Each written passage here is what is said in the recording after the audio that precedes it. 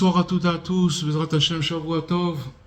Alors, on va continuer dans notre étude, je pense que ça va être presque sûr, mais pas... On va voir si on pourra terminer. Donc, l'enseignement 48 du deuxième volume du Likutei Moharan. Et donc, la lettre de consolation. On continue donc dans le texte. Et Rabbeinu, il vient... Rabbi Nachman, il nous amène un verset et il nous dit, et c'est cela, ce verset c'est un verset du roi David qui nous dit Eskera neginati balayla im levavi asicha vaichapes ruchi. Ça veut dire que je me souviendrai de ma mélodie pendant la nuit et je parlerai avec mon cœur et je chercherai mon souffle. Donc c'est un verset qui se trouve dans les Tehillim. Et donc le poète David Ameller, il nous dit que lorsque je cherche ma mélodie profonde et authentique, c'est en fait la mélodie de l'âme. On avait déjà expliqué dans d'autres cours que dans notre âme, chacun il a une spécificité et chacun il a une mélodie qui est propre à lui-même. C'est pour ça d'ailleurs que dans la Gemara, quand on parle de Tanaïm, c'est ceux qui ont écrit la Gemara. Enfin, ceux qui ont discuté dans la Gemara, il y a les Tanaïm, il y a les Amoraïm, mais les Tanaïm, eux, ils étaient capables de faire revivre une personne. Ça veut dire que si par exemple quelqu'un était décédé, ils étaient capables de lui remettre l'âme dans son corps, dans leur corps, dans le corps de la personne qui était décédée. Pourquoi? Parce que justement, quand quelqu'un il quitte ce monde, alors son âme, elle commence à dire, à chanter une mélodie. Maintenant, celui qui connaît cette mélodie, donc les Tanaïm, ils arrivaient à la capter. S'ils chantaient la même mélodie, ils étaient capables de ramener l'âme du défunt. Donc, quand on parle ici, quand le poète il nous dit lorsque je cherche ma mélodie profonde et authentique, ça veut dire que c'est la mélodie de mon âme. Chacun il a une mélodie dans son âme. Et c'est un son, en fait, qui redonne la vie à l'âme. C'est une mélodie véritablement qui est juive, dans la mesure où c'est quelque chose qui ranime la personne. Et donc, quand est-ce que je la cherche, cette mélodie? Je la cherche justement, précisément, la nuit. C'est la nuit que je cherche cette mélodie, au milieu de la nuit. C'est-à-dire que, comme on sait, le roi David, il se levait au milieu de la nuit, et son harpe, qui était au-dessus de son lit, il y avait un vent, le vent du nord qui venait, et qui soufflait sur ses cordes, sur les cordes de l'arbre de Rabbi David Ameler, et David Ameler, il se levait juste au milieu de la nuit. Pourquoi au milieu de la nuit? Parce que c'est justement le moment où la conscience de la personne, elle est le plus loin, elle est complètement dans l'imaginaire, puisqu'elle dort au plus profond de sa nuit. Donc au plus profond de sa nuit, c'est au milieu de la nuit, c'est Chatzot. À ce moment-là, il se lève, c'est-à-dire David Ameler, il se levait, et donc il a écrit ce verset que, en fait, ma mélodie, la mélodie de mon âme, c'est justement ma mélodie authentique qui me donne des forces, qui me redonne la vie. Je la cherche justement, précisément, la nuit. C'est-à-dire, précisément, dans les moments d'obscurité et de chute. Là où je suis tombé. C'est là-bas où, si vous voulez, l'âme, elle se dévoile. Parce que c'est justement ainsi qu'il m'est plus facile de créer un lien avec mon cœur. Pourquoi c'est plus facile de créer un lien avec son cœur quand la personne, elle est descendue, elle est tombée, elle est dans une chute? Tout simplement parce que c'est le meilleur conditionnement pour le cœur de pouvoir s'exprimer si la personne, elle profite de ce moment-là. C'est-à-dire que maintenant, au lieu de se décourager, elle va essayer de chercher son souffle, son âme, justement dans la chute, dans la nuit. D'accord? Donc ça veut dire que j'arrive à faire un lien vivant avec mon cœur et de lui parler, comme il dit le verset, de parler. Je vais parler avec mon cœur et je vais chercher mon souffle. Et de découvrir avec le temps qu'il a toujours été mon meilleur ami. Ce cœur-là, il a toujours été mon meilleur ami. C'est un ami qui est capable, selon le conseil de Rabbi Nachman, de me murmurer de temps en temps, mon bien-aimé, mon frère, ne désespère pas. Ça, c'est une mélodie, si vous voulez, quand une personne, elle est, comme il nous dit le roi David, qu'elle est en plein milieu de la nuit. La nuit, c'est la nuit en tant que telle, mais la nuit, ça veut dire les moments de difficulté, où une personne elle doit passer des moments où c'est obscur, où elle voit pas de lumière. À ce moment-là, alors c'est le meilleur moment pour trouver son âme. Alors qu'on pourrait croire que c'est le moment où elle est découragée, pas du tout. C'est le meilleur moment parce que là-bas, si vous voulez, elle peut créer un lien avec son cœur et s'exprimer. Et donc si elle arrive à créer un lien avec son cœur, qu'est-ce qui va se passer? Le cœur va lui murmurer des paroles de réconfort. Et parce que le cœur, lui, il voit, il arrive à sonder. Et donc le cœur va parler à cette âme. Elle va lui dire, ne te décourage pas, ne désespère pas. Donc autrement dit, le cœur, c'est quelque chose qui inclut beaucoup de choses. Et ainsi, c'est aussi la joie. Comme on a parlé, quand on termine toute notre étude sur la joie. Et la joie, elle inclut toutes les qualités. En fait, tout le judaïsme, il est inclus dans la joie. De A jusqu'à Z, de Aleph jusqu'à Tav. Ça veut dire de la première lettre de l'alphabet jusqu'à la dernière. Et on va détailler brièvement selon les 7 traits de caractère. Il y a 7 traits de caractère, c'est-à-dire l'ensemble des sphères émotionnelles qui sont présentes dans l'esprit de chaque être humain. On va essayer de détailler par rapport à cette joie-là. Qu'est-ce que c'est cette joie-là? Donc maintenant, si on prend par exemple la bonté c'est ce qu'on appelle le chesed. Alors, celui qui est joyeux de sa part, c'est-à-dire de ce qu'il a reçu, c'est marqué à Sameach Bechelko, Ezeu Ashir à Sameach Bechelko. C'est qui le riche? C'est qui quelqu'un qui est riche? C'est celui qui est joyeux de sa part. Donc, celui qui est joyeux de sa part, il est appelé riche, d'accord? Et une telle personne, elle est remplie d'abondance, d'accord? Prête à faire du bien aux autres. Pourquoi? Parce que comme elle est tellement contente de ce qu'elle a reçu, sans regarder ce qu'il y a dans l'assiette de l'autre, c'est-à-dire que ce qu'il a reçu, et parce qu'il est content de sa part, et qu'il est riche, puisqu'il est appelé riche, puisqu'il est conscient de ce qu'il a reçu, même si par rapport à d'autres personnes, il n'a rien, mais il est content de ce qu'il a reçu, donc il s'appelle riche, puisqu'il est content. Et donc lui, il peut faire du bien aux autres, et leur accorder des bontés. Il peut faire des bontés aux autres, à réjouir les gens, à les aimer et à faire preuve de générosité. Pourquoi? Seulement parce qu'il est content de son sort. Et pourquoi l'égoïste, il n'est pas capable de faire du bien à autrui? Pourquoi il n'arrive pas à faire du bien à autrui, l'égoïste? Parce que, en raison de l'étroitesse de son esprit, il est très très étroit de l'esprit. Il a toujours l'impression que tout ce qu'il donnera aux autres, eh ben, ça va lui manquer à lui. Si maintenant je vais donner quelque chose à quelqu'un, eh ben, il va me manquer, donc je ne le donne pas. Mais tout ça, ça vient finalement d'une étroitesse d'esprit. Et on voit donc que la bonté, elle dépend de quoi? De l'élargissement de l'esprit. Et c'est ça la définition la plus juste de joie. Donc quand on voit qu'est-ce qu'on parle de bonté, c'est-à-dire de faire du bien à autrui, ça peut venir que parce que la personne, elle se sent bien, donc elle peut donner aux autres. Mais pourquoi elle se sent bien? Parce que elle a un esprit large.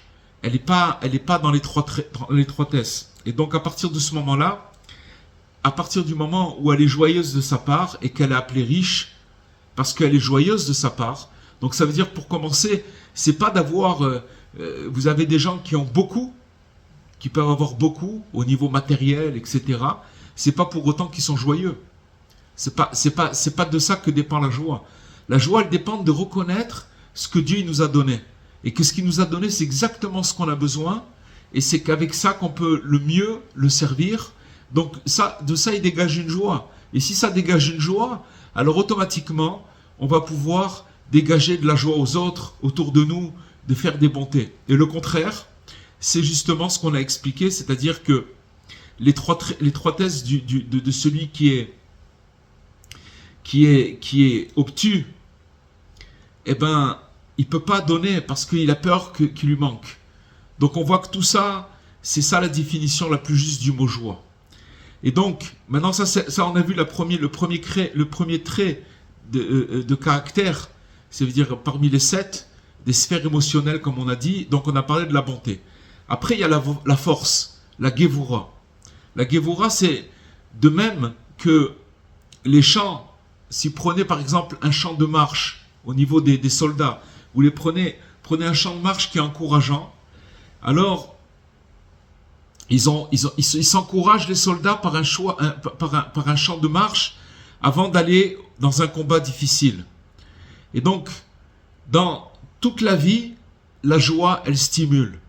Elle encourage, elle renforce et elle construit la force intérieure. C'est ça la joie. C'est quelque chose en réalité, c'est un moteur. C'est un moteur qui donne envie d'avancer. En fait, la joie, elle est complètement mêlée d'entrain parce que elle fait avancer. C'est par exemple, si on donne un exemple, si on prend par exemple deux adversaires de niveau égal, il y avait un très très grand joueur d'échecs mondial qui s'appelait Aaron Nimzowski et que c'était un des plus grands joueurs d'échecs au XXe siècle. Alors il a dit que qui c'est qui va, si vous prenez deux joueurs d'échecs qui sont identiques au niveau de leur niveau, qui c'est qui va gagner? C'est le joueur le plus joyeux qui sera toujours vainqueur. C'est ça qu'il a dit.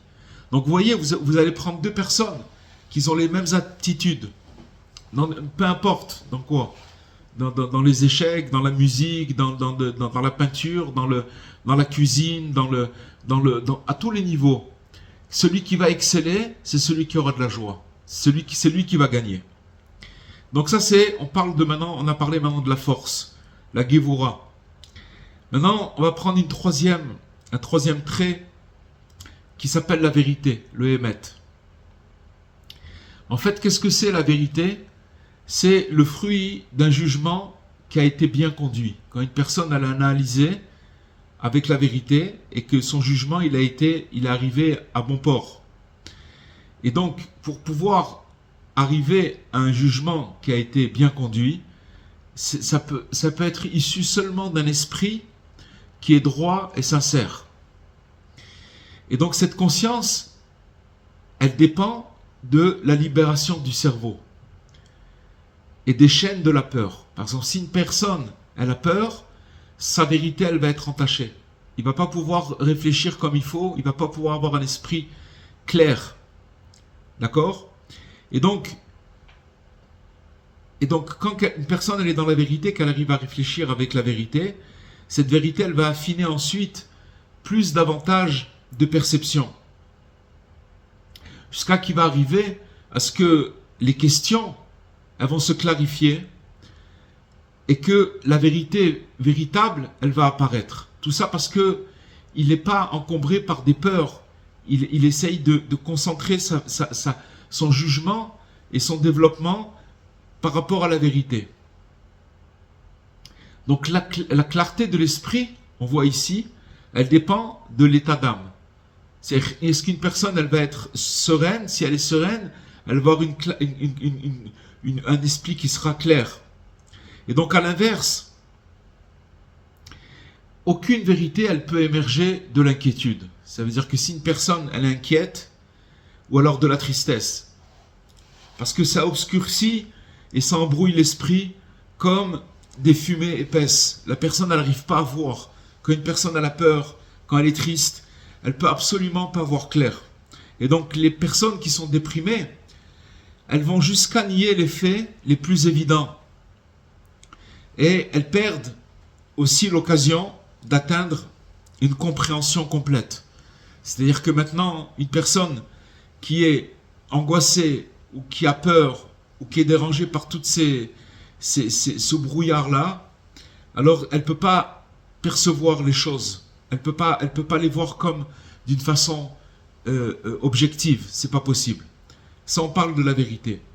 Après, on va parler de la persévérance. Ce qui se dit en hébreu, netzar. Ça veut dire que Rabbi Nachman il nous dit que celui qui est joyeux, dans tous les cas, il va réussir. Quelqu'un qui est joyeux, tout ce qu'il entreprend, il réussit.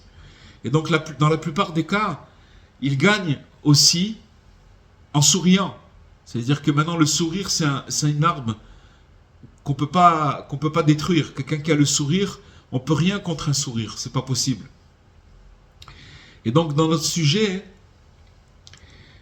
comme on a vu dans la Torah qu'on a étudié, une personne qui traverse des humiliations, des descentes ou même des chutes, plus elle va faire l'effort de rester joyeux, malgré tout, plus elle va traverser la crise en paix. C'est-à-dire, qu'est-ce qui va faire qu'une personne qui va se retrouver devant des humiliations, que malgré tout elle va garder sa joie, elle va faire des efforts pour rester joyeux, c'est ça qui va lui permettre de traverser cette crise en paix Et donc, elle va même tirer de ça un bénéfice de ça. Parce que selon le principe que la descente est le but de la montée. Ça veut dire que quand une personne, elle descend, si elle savait que cette descente-là va l'amener après à une montée, dans sa descente, elle resterait joyeuse. C'est sûr qu'on est, encore une fois, loin du compte, qu'on ne comprend pas comment ça marche, mais en tout cas, c'est ce qu'il nous dit Rabbi Nachman. C'est que maintenant, quand une personne, elle reste joyeuse malgré les humiliations, alors il s'en sort toujours. Il s'en sort toujours. Comme on l'a expliqué beaucoup dans notre étude. Ensuite, il y a encore une troisième vertu, c'est la reconnaissance. La reconnaissance, c'est en fait la capacité de remercier. Elle éveille et renforce la conscience. Quand une personne, elle remercie, elle remercie, ça veut dire quoi remercier? Remercier, ça veut dire je reconnais, je dis merci parce que ce qu'on m'a donné, c'est pas quelque chose d'automatique. On me l'a donné, on a bien voulu me le donner. Et donc je suis reconnaissant de ce qu'on m'a donné. Quand une personne, elle remercie, automatiquement sa conscience, elle reste éveillée. Et donc, cette conscience, quand une personne, elle remercie et que sa conscience, elle est éveillée, automatiquement, elle renforce aussi la joie. Et donc, le mouvement, il se répète. La joie, elle conduit à la gratitude. Et la gratitude, elle renforce la joie. D'accord? La joie, elle conduit à la gratitude. Et la gratitude, elle renforce la joie. Et donc c'est ça, en vérité, tout le secret du rapprochement des cœurs qu'on voit chez Aaron, le frère de Moïse, dont il avait une qualité qui était précisément celle-ci.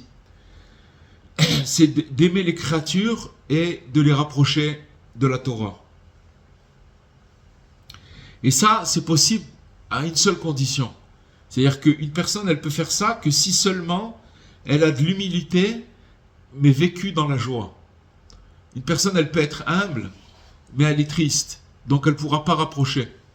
Une personne qui a cette humilité comme Aaron, qui vient justement de la reconnaissance, comme le frère de Moïse, lui, il pouvait rapprocher les gens parce qu'il avait une humilité, mais qu'il était toujours dans la joie.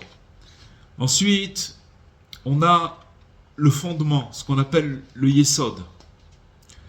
On parle ici de la sainteté de l'alliance, qui est appelée Yesod, ça veut dire fondement. Ça ne s'acquiert seulement que dans une grande joie. C'est pas possible. Si vous voulez la pureté des mœurs, c'est impossible de l'acquérir que par la joie. C'est pour ça que la tristesse, elle est très dangereuse. Parce qu'en vérité, quelqu'un qui est triste, automatiquement, il a toutes les portes ouvertes à la dépravation, au fait de se dégrader. Tout ça, c'est à cause de la tristesse. Et le contraire, c'est ça qui amène. C'est-à-dire que la sainteté de l'alliance, qu'on appelle le fondement, elle dépend de la joie. Donc, à l'inverse que la tristesse, elle est comparée à une espèce de... C'est comme un verre, qui est une source de saleté et de dégradation. C'est quelque chose qui est complètement le contraire de la joie. C'est pour ça que Yosef, le juste, Yosef Hatzadik, qui est le modèle universel de cette sainteté, parce que en ayant, comme il s'est retenu, qu'il a réussi à passer cette épreuve terrible, qu'il a eu une épreuve de sainteté, s'il n'avait pas réussi, pourquoi on dit que c'est le modèle universel? Parce que s'il n'était pas passé et qu'il n'avait pas gagné son épreuve, alors c'est sûr qu'on n'aurait aucune chance de pouvoir se maintenir par rapport à cette épreuve-là. Et donc comment il a atteint cette modèle universel et cette sainteté? Comment il a atteint son niveau? Parce que seulement il a préservé la joie. Et en fait, ce qu'il faisait, c'est marqué que Yosef, il sautait, il dansait constamment, même quand il était en prison. Il était en prison et c'était pas juste son emprisonnement. Malgré tout, il a constamment dansé et sauté en prison. Et selon le Midrash, même à la fin de sa terrible épreuve, il a failli légèrement, il est tombé légèrement, failli légèrement, parce qu'il y a un moment où il était vraiment entre les deux. Alors, il s'est pas effondré à cause de cela. Normalement, dans le degré de Yosef, cette petite faiblesse qu'il a eue, même s'il n'a pas fauté, il était quand même rentré dans la zone déjà très dangereuse. Mais malgré ça, c'est pour ça ce qu'on apprend de Yosef, c'est que même s'il a commencé un petit peu à descendre, quelqu'un quand il commence à descendre, il va se dire bon, de toute façon maintenant voilà, j'ai commencé, alors voilà. Il continue, il descend. Mais Yosef, il s'est arrêté. Et non seulement il s'est arrêté, mais il ne s'est pas effondré à cause de cela. Il n'a pas utilisé cette petite chute pour glisser davantage.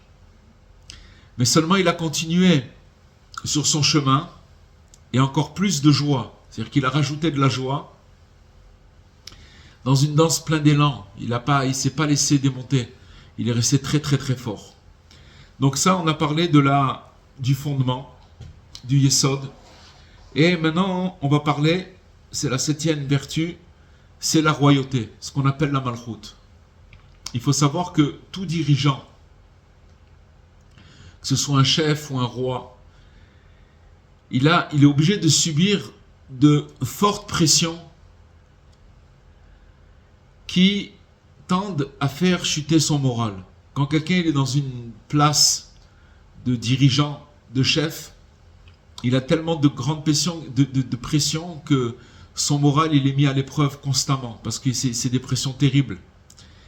Et donc chaque personne dans son travail ou dans sa maison, il a une dose de cette royauté. Ça veut dire que quand une personne elle est responsable d'une famille ou responsable d'enfants, etc., donc il a une place où il est chef quelque part. Et donc selon la part d'autorité qui lui incombe, il va subir une pression intérieure qui sont source de nombreuses inquiétudes. Ça veut dire que la personne, justement parce qu'elle est responsable, elle va rentrer dans toutes sortes d'inquiétudes. Et donc, le seul remède, c'est de chercher la joie. Parce que ces inquiétudes-là, ils peuvent vraiment, des fois, le paralyser et ne pas savoir comment. Mais le remède, c'est que seulement la joie. Et ce qu'on constate, c'est que les rois d'autrefois, il faut savoir qu'ils avaient toujours des bouffons à côté d'eux. Des bouffons, c'était des amuseurs professionnels, c'était des clowns, des gens qui venaient, qui faisaient, et qui étaient attachés à la cour royale, pour maintenir les rois dans la joie. Ça a toujours été comme ça, à l'époque. Et donc les dirigeants qui ont su affronter les pressions qui provoquent la tristesse, parce qu'à partir du moment, mais ça c'est pour nous tous, à partir du moment que chacun, là où il est, il a une responsabilité, donc il va rentrer dans des doutes, dans des inquiétudes qui peuvent provoquer des phases de baisse de morale et qui peuvent provoquer la tristesse. Comme par exemple David et Shlomo, David et Salomon. Donc les deux, le roi David et le roi Salomon, ils ont réussi à les vaincre. Ils ont réussi à régner, à faire régner Dieu, le Créateur, sur eux-mêmes, puis sur les autres. Parce que pourquoi ? Parce qu'ils étaient toujours remplis de joie. Ils étaient constamment dans la joie. Et donc, parce qu'ils arrivaient à diffuser une lumière tellement grande, alors les gens, ils arrivaient à se soumettre à eux volontairement. C'est pas qu'ils avaient peur, parce qu'ils avaient peur, c'était par Dieu préserve des dictateurs, c'est qu'ils avaient tellement de joie et tellement ils rayonnaient que les gens, ils se soumettaient à eux volontairement. Et donc, à partir du moment où ils se soumettaient au roi qui était sur terre, qui était la volonté de Dieu, alors automatiquement, ils se soumettaient à Dieu et avec joie. Donc, si vous voulez, le roi, c'était le symbole qui représentait sur terre, on parle des vrais rois, comme David, comme Shlomo, comme Salomon, c'est des rois qui représentaient l'humilité et surtout la faculté de pouvoir tenir dans des pressions très très grandes et de ne pas faillir, parce qu'ils n'avaient pas d'intérêt autre que de servir le peuple. Malheureusement, ce qu'on voit aujourd'hui, des chefs en tout genre, d'accord, des chefs, des rois, des présidents, et même ça peut être même des fois des chefs de communauté. Si vous voulez, dans leur recherche, il y a des profits personnels comme les honneurs ou etc. Automatiquement, ils vont être, comme on dit, tirés à vue, parce qu'ils vont attirer sur eux des pressions terribles qui peuvent complètement les faire faillir. Mais des gens de la grandeur des tzadikim comme David et Salomon et Shlomo, ou même on voit Moshe Rabbeinu, c'était aussi un roi, Moshe Rabbeinu, et le roi Moïse, ils ont tenu parce qu'ils étaient soumis au peuple, ils étaient là pour servir le peuple.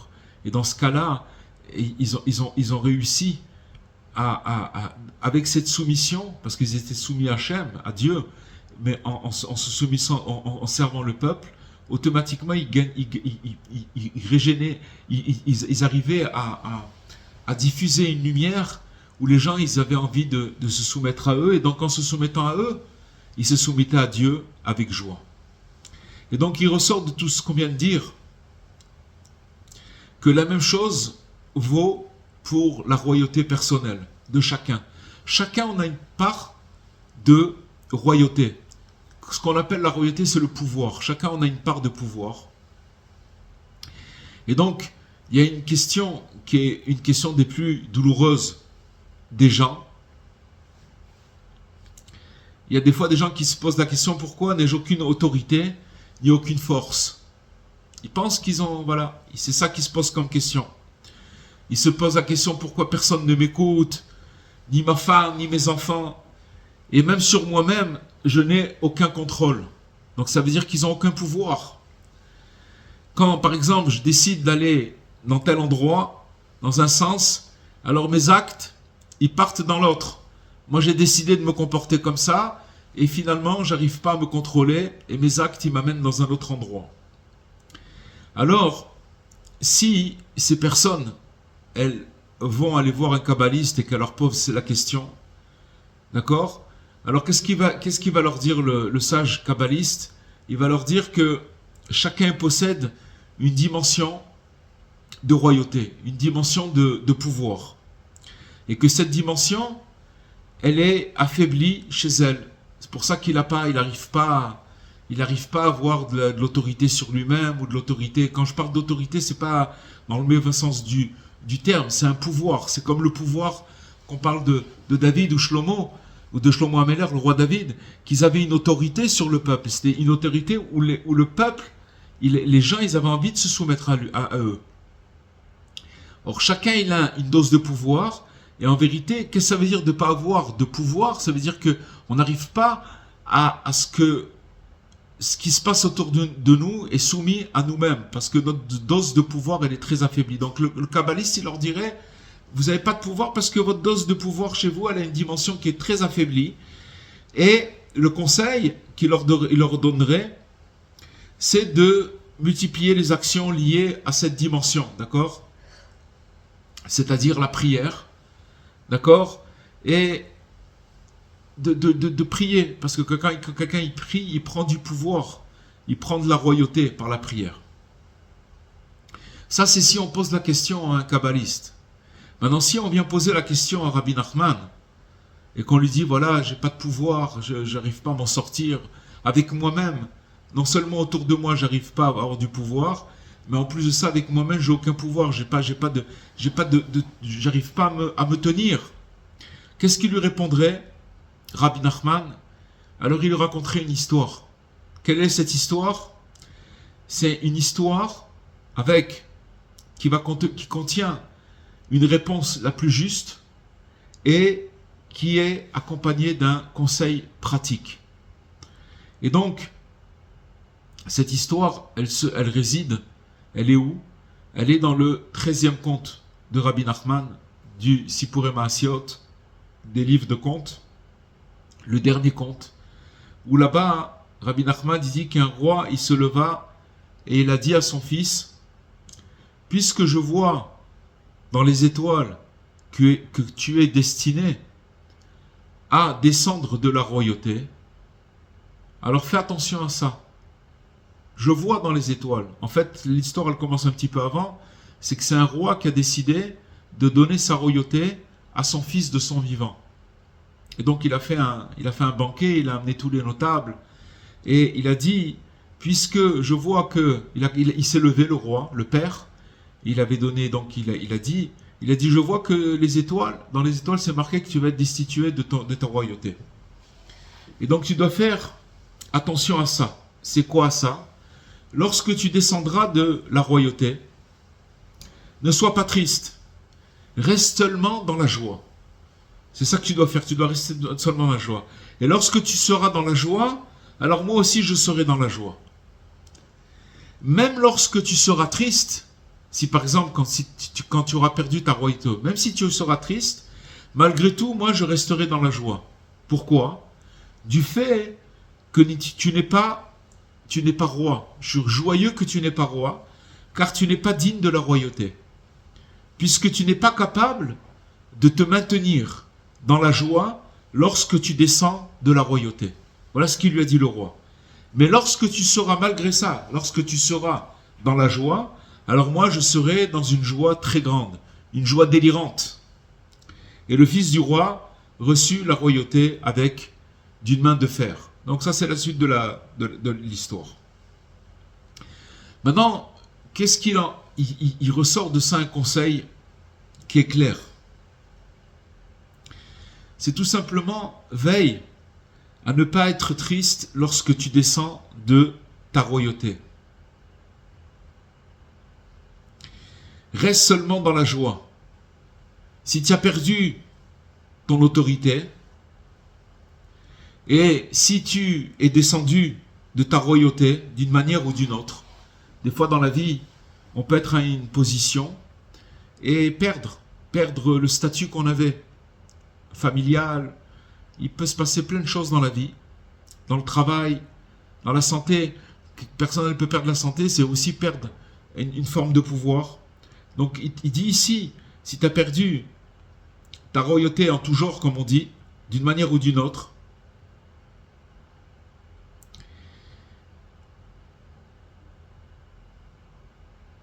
si tu as vécu une chute spirituelle, ou que tu as été touché physiquement ou psychologiquement, tu t'es dégradé, alors ne sois pas triste d'aucune de ces choses. Sois joyeux en toute situation.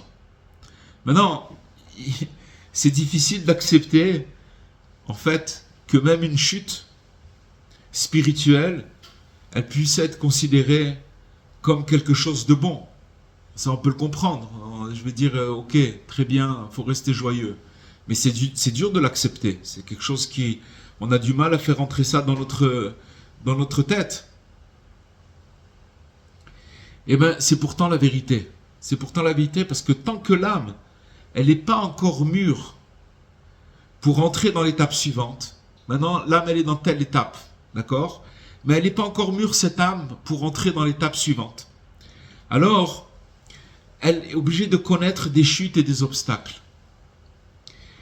Et lorsque de son côté, elle arrive à les surmonter, sans avoir peur du tout, alors même au contraire, à se réjouir, en s'appuyant tout simplement sur l'idée que cela est bon pour lui, c'est pour son bien. Parce que tout simplement, des fois, une personne, elle va arriver à telle chose. Que ce soit, on parle maintenant spirituellement, mais ça peut être aussi matériellement. Mais spirituellement, maintenant, elle va arriver à quelque chose, où elle pensait être arrivée à quelque chose, à un degré. Et qu'elle voit que, finalement, elle a perdu la chose. Donc ça veut dire avoir perdu son pouvoir. Maintenant, ce qu'il nous dit ici, c'est tout simplement que s'il a perdu, ça veut dire que son âme, elle n'était pas encore prête à passer l'étape suivante. C'était pas encore à elle la chose. Donc si la personne, elle arrive à rester, à se réjouir, tout simplement en s'appuyant sur cette idée que ce qui m'arrive, c'est pour le bien. C'est justement à travers ces facteurs de chute qu'il va passer et qu'il va tenir bon face à eux, alors qu'il va faire un récipient. Il va constituer un récipient qui va être adapté pour recevoir la lumière de l'étape suivante. Vous vous rendez compte ce qu'il est en train de dire maintenant? C'est que tout simplement qu'une personne, quand elle a une extinction de lumière, quand elle n'a plus le moral, quand elle perd complètement les pédales, et qu'à ce moment-là, le risque, c'est d'être naturellement, je dis naturellement, mais c'est pas naturel, mais on dit ça naturellement, d'être triste. Si à ce moment-là, elle reste parce qu'elle a perdu son pouvoir et qu'elle reste joyeuse parce qu'elle sait que c'est pour son bien, automatiquement c'est ça qui va faire le récipient pour pouvoir passer à l'étape suivante. Et donc après, elle pourra recevoir cette lumière, cette étape qui lui revient, sans crainte de briser la chose. La chose, elle va lui appartenir. Tout simplement parce que si on veut arriver dans une étape où on n'est pas prêt encore, automatiquement on va être repoussé. Mais c'est pas pour nous repousser, c'est pour faire un récipient pour recevoir la lumière qui vient après. Donc ça veut dire, il en résulte que il faut apprendre, il faut nous apprendre à nous-mêmes à accueillir chaque étape avec calme, avec amour et bonne humeur. Et en sachant que réellement, tout est pour le bien. Alors si on fait ça, qu'est-ce qui se passe? Il se passe quelque chose, il se produit quelque chose d'incroyable. Qu'on trouvera la capacité et le contrôle pour ce qui est nécessaire pour moi. C'est-à-dire que on va pouvoir passer la chose sans se briser. Ça prend du temps. Mais grâce à la joie, on peut retrouver la santé, la sainteté, la réussite matérielle et la royauté, c'est-à-dire le pouvoir. On peut tout retrouver. Grâce à cette joie, on peut retrouver ce pouvoir-là. C'est vrai que ce secret, qui aurait pu croire que le secret de l'autorité, du pouvoir, il dépend de la joie. En fait, un homme d'autorité, c'est un fils de la joie.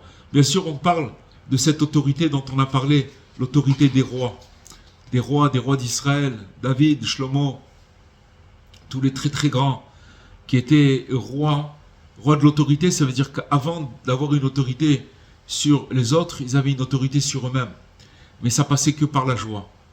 Et donc la joie, elle inclut toutes les dimensions saintes et la sainteté, elle est incluse dans elle, dans cette joie-là.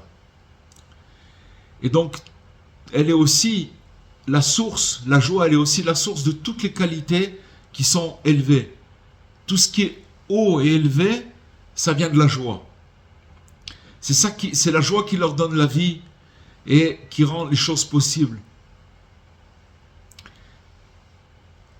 Mais tout ça, ça concerne une situation normale, quand les choses elles sont normales. Mais la vérité, c'est qu'à notre époque, où tout est déréglé, il y a une nouvelle cause de tristesse qui est apparue. Plus les gens y courent après des plaisirs immédiats et des excitations répétées, plus ils s'éloignent du sentiment de satisfaction. D'où en vérité naît la joie. Cette satisfaction, d'où naît la joie? Le fait que les gens ils courent après tout ça, alors ils perdent, ils s'éloignent de cette satisfaction. Et donc c'est ainsi qui va se résoudre ce paradoxe-là. Il y a un paradoxe étonnant. Comment c'est possible que des gens qui sont entourés de confort, de luxe, et d'abondance, malgré tout, ils ne sont pas heureux. Malgré tout, on voit pas s'ils étaient heureux, alors on dirait waouh, c'est super. Avec tout ce qu'ils ont, ils sont heureux, ça vaut le coup de faire des efforts alors pour acquérir ça, pour arriver à la joie. Mais on voit que ils sont pas heureux. Parce qu'en fait, la réponse c'est que pourquoi ils sont pas heureux? Parce qu'en développant un désir de consommation excessif, elles augmentent le manque dans la même mesure. C'est-à-dire plus c'est excessif dans la consommation, plus le manque il grandit. Et donc ils n'arrivent pas à atteindre une vraie satisfaction. Et des fois ils peuvent sombrer dans la colère, dans la déception, dans la tristesse et dans la frustration. Et donc, face à tout cela, Rabbi Nachman, qui s'appelle Rabbi Nachman ben Simcha, d'accord? Son père il s'appelait Simcha, mais c'est une allusion, ça veut dire que c'est plus qu'une allusion. C'est-à-dire Rabbi Nachman c'est le fils de la Simcha. Et donc c'est pour ça que Rabbi Nachman, il a transformé le bonheur en une obligation. C'est-à-dire que maintenant, la joie c'est quelque chose de obligé. Le bonheur c'est une obligation. Maintenant, ça ne veut pas dire que maintenant on doit suspendre le bonheur avec des conditions exigeantes, qu'elles soient bonnes ou mauvaises. Mais et non plus que ce bonheur, il arrive pas, d'attendre qu'il arrive tout seul. Mais en fait, ce qu'il faut, c'est arriver de le créer à partir de rien et de l'imposer. C'est-à-dire à partir de rien, c'est pour ça qu'on a parlé tout à l'heure de la nuit. Parce que justement, la nuit, si vous voulez, il n'y a aucune raison d'être joyeux au milieu de la nuit. Puisque c'est le moment où on est le plus éloigné de notre conscience. Donc ça veut dire c'est rien, de rien, mais de là-bas, de l'imposer ce bonheur-là. Et qu'on le veuille ou non, quoi qu'il arrive, pour l'accomplissement d'une mitzvah. Ça veut dire qu'en fait c'est une obligation. C'est une obligation et qui ça veut dire d'abord, on a une obligation envers le ciel par reconnaissance du bien reçu. D'accord? On a reçu du bien, donc on a une reconnaissance envers le ciel. Ensuite, on a envers nous-mêmes pour préserver notre âme. Et enfin, envers la société.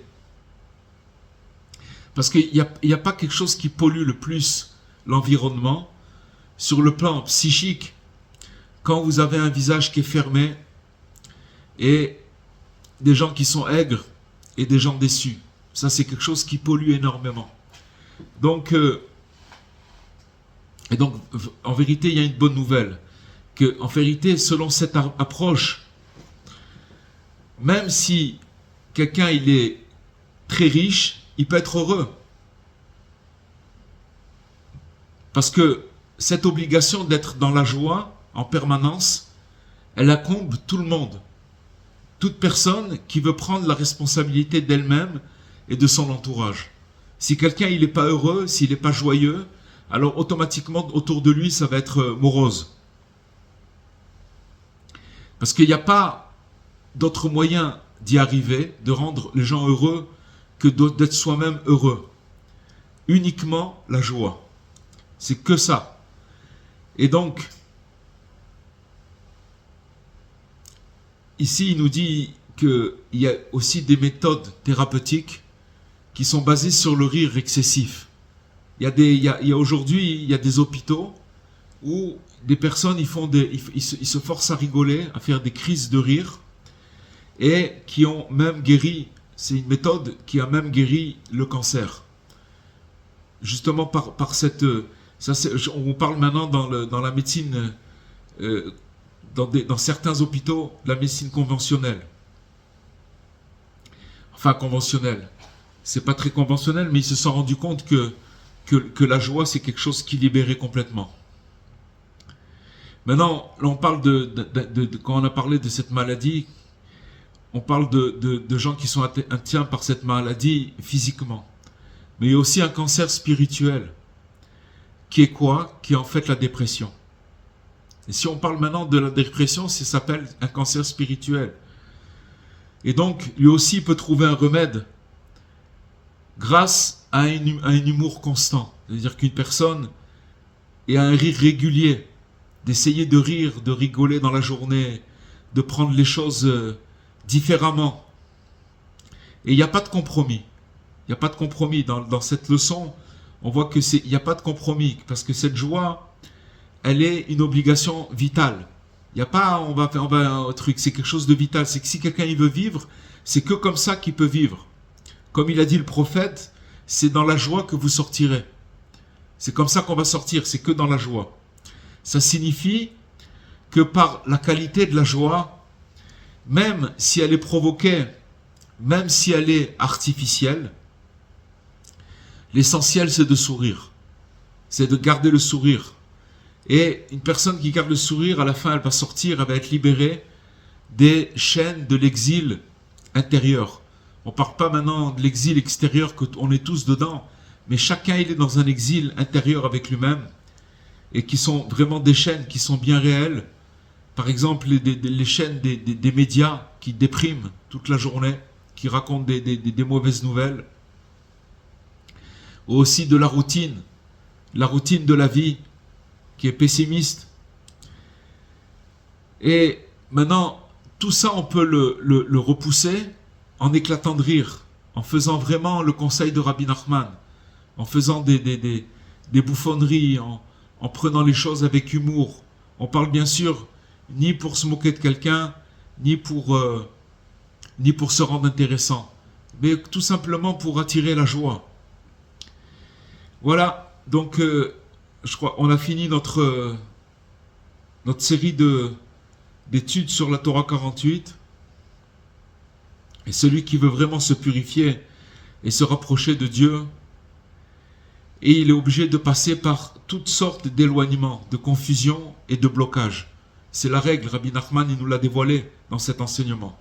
Mais grâce au conseil de cette lettre, les conseils qu'il y avait dans cette lettre, ça nous a révélé beaucoup de choses. Ce qui nous a été révélé dans cette lettre, grâce à ça, il va tenir bon face à tout cela, et il sortira vainqueur, heureux et joyeux. Et Bezrat Hashem, que Dieu il nous donne le mérite de bien garder cette lettre, de la garder sur notre cœur, et de la mettre en pratique avec beaucoup d'amour.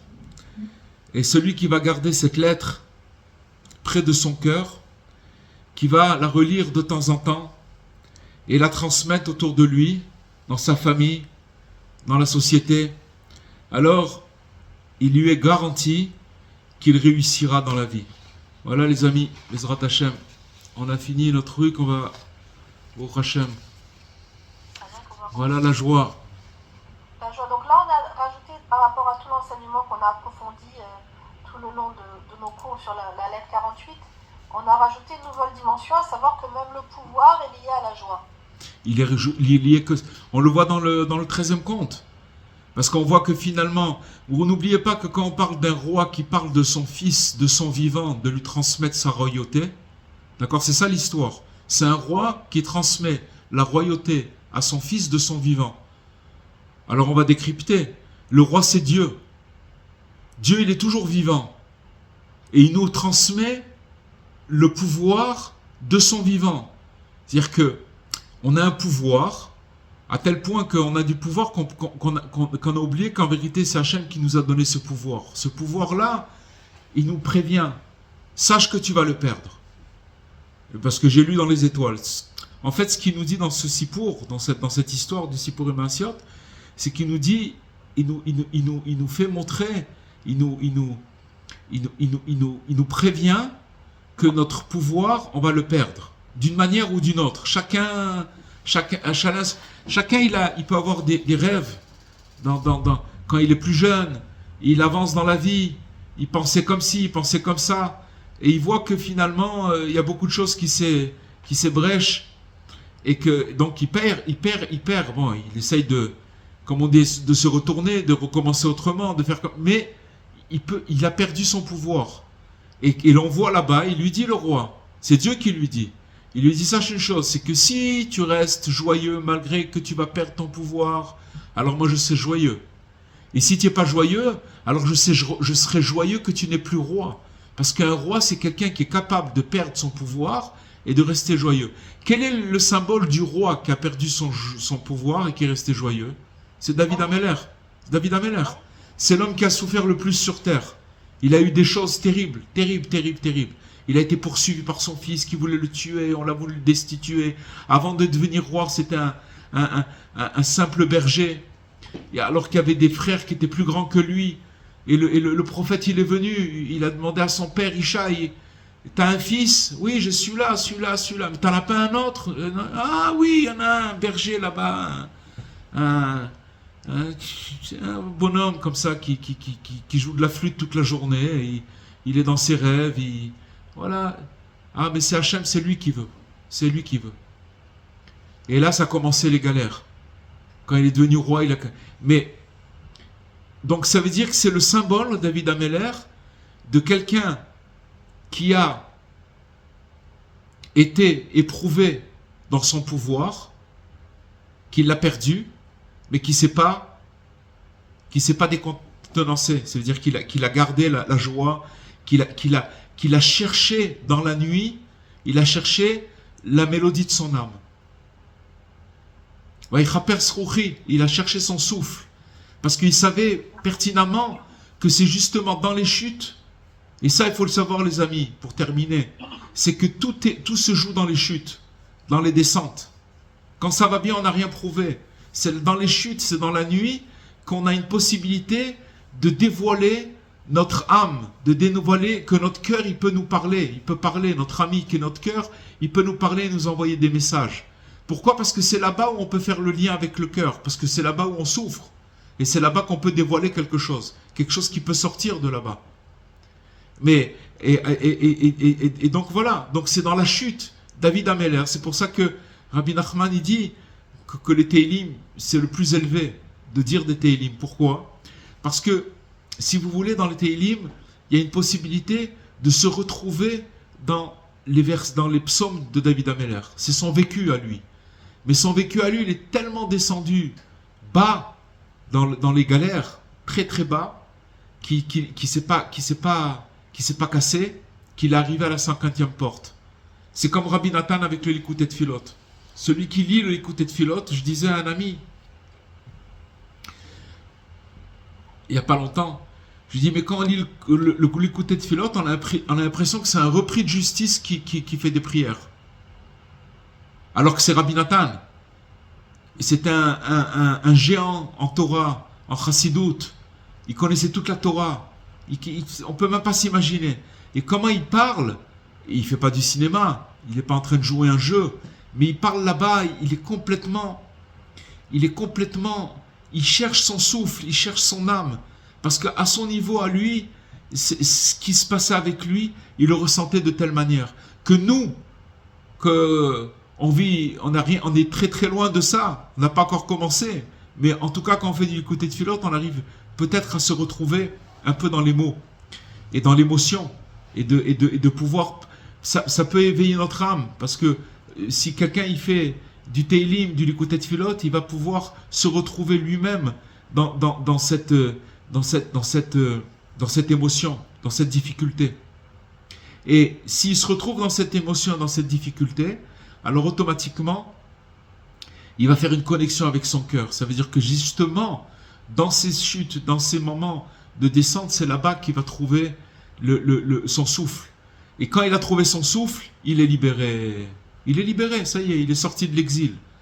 L'exil intérieur, il a cassé les chaînes de l'exil intérieur. C'est sûr que maintenant, ça part et ça revient.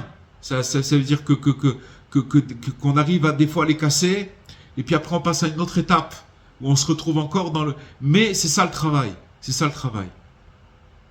Voilà les amis, Bezrat Hashem. Avec tout ce qu'on a étudié depuis quelques mois sur cette lettre, comme il dit à la fin le Rav Besançon, il faut la garder près de notre cœur et de le relire parce que c'est quelque chose qui... Voilà, que on est confronté sans arrêt à toutes ces choses-là. Sans arrêt, tous les jours. La Torah 48, c'est ça régulièrement. Comment? Lire la Torah 48 régulièrement. Ouais, de la visiter, de la lire, voilà, c'est une lettre. Parce que comme disaient les Breslevers, c'est une lettre. C'est la lettre de Rabbeinu. C'est une lettre qui est adressée à tout le monde. C'est comme par exemple quelqu'un, il a une lettre, j'ai une lettre de son père qu'il a gardée dans son portefeuille depuis 40 ans ou de son grand-père. D'accord, il la garde dans son portefeuille et son portefeuille il est dans sa poche du côté de son cœur. Et de temps en temps, il est dans un bus, il prend la lettre, il la regarde. C'est important pour lui. Donc là, c'est la lettre de Rabbeinu. Rabbeinu, il nous parle, et il nous parle à chacun de nous. Quand il nous fait une lettre, ça veut dire, attention, je te l'adresse, n'oublie pas qu'elle est très importante, il faut la visiter, il faut la garder à cœur. La garder à cœur, ça veut dire de prendre et de se renforcer avec cette lettre, et aussi de la diffuser, d'en parler aux autres. Alors, à la fin, qu'est-ce qu'on arrive? On arrive au bonheur, à la bonne heure. Bonheur, ça veut dire que la personne, elle est joyeuse, elle est contente de ce qu'elle a dans sa vie, tout simplement. Elle reconnaît, elle est contente, voilà. Voilà les amis, Bezrat Hashem. Bezrat Hashem, merci à vous et Bezrat Hashem. Je vous dis à la semaine prochaine, en bonne santé. Shavuot Tov.